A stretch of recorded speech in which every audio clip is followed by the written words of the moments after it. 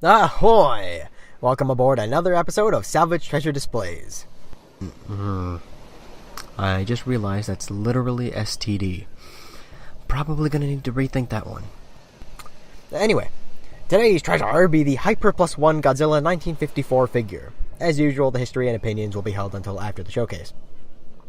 The figure initially came in pieces and had to be put together. It's cast primarily in a solid brown material aside from its dorsal spines, which are somewhat off-white to yellow. The reason that it's brown is because it's supposed to represent the suit from the original 1954 film. The suit was actually brown, not charcoal black or even green.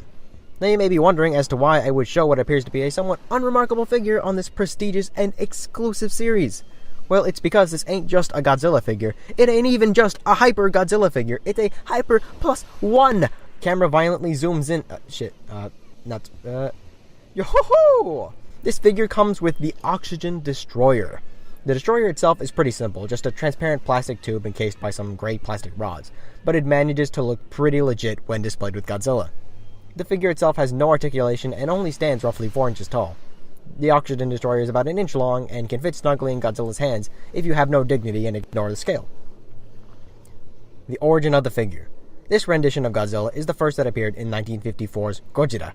If you haven't seen that movie and you don't know its synopsis, how to kill all you! Spoilers, get out. The basic plot is atomic testing pisses off Godzilla and he starts destroying Japan. The military can't do a goddamn thing to stop him, so they get Dr. Serizawa to use his device, the Oxygen Destroyer, to fight against Godzilla. If the name didn't give it away, the Oxygen Destroyer destroys oxygen. Like, all of it. At least nearby. The machine itself is so deadly, Dr. Serizawa decided to kill himself off with Godzilla to prevent man from ever recreating his weapon. The efforts are successful and Godzilla's body disintegrates, leaving behind only bones collecting along the seafloor. History of the figure. This figure is basically the second edition of the Hyper series of Godzilla figures, the only difference being the Plus One boxes came with small accessories. The original runs came with insert other characters. As shown earlier, the accessory for this one is the Oxygen Destroyer, which, despite its pretty important role in the original film, has had almost no representation in the figure world. This is basically it.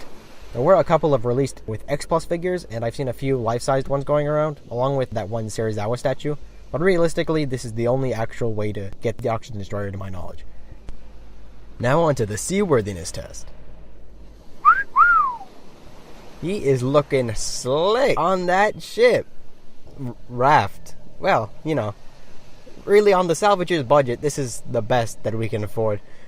But he looks perfect. He is manning the ropes. He's unfurling those sails.